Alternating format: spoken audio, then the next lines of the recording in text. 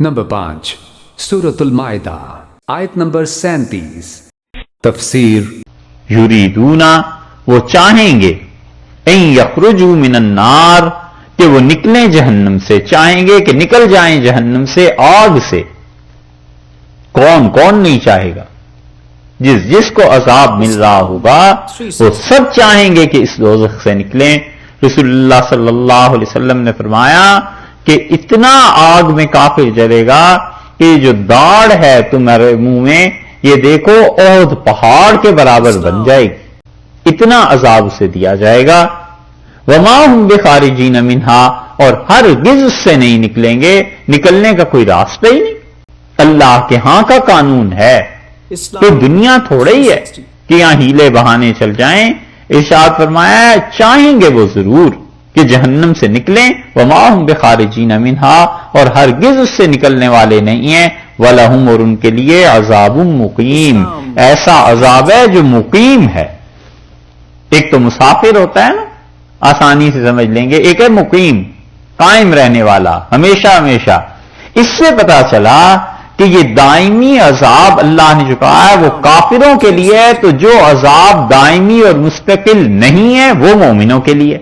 تو مومن اپنے نیک اعمال کے بعد جنت میں جائے گا بشرطے کہ گناہ کوئی نہ ہو، اور اگر گناہ ہے تو پھر بہت سی چیزیں ہیں جو گناہوں میں کمی کر دیں. سب سے بڑی چیز تو اللہ کا فضل ہے، معاف کر دے.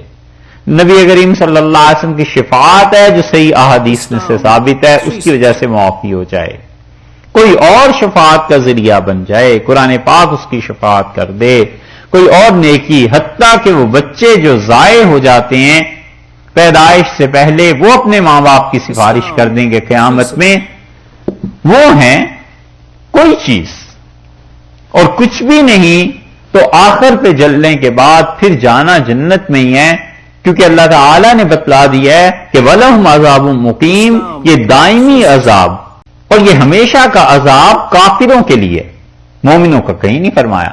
تو جب مومن کے لیے دائمی عذاب نہیں ہے تو پھر کم درجے کا عذاب ہو جائے گا، اور وہ جس کے جتنے اعمال گناہ ہیں اسی حساب سے، اور اللہ چاہے تو اپنے فضل سے معاف کر دے.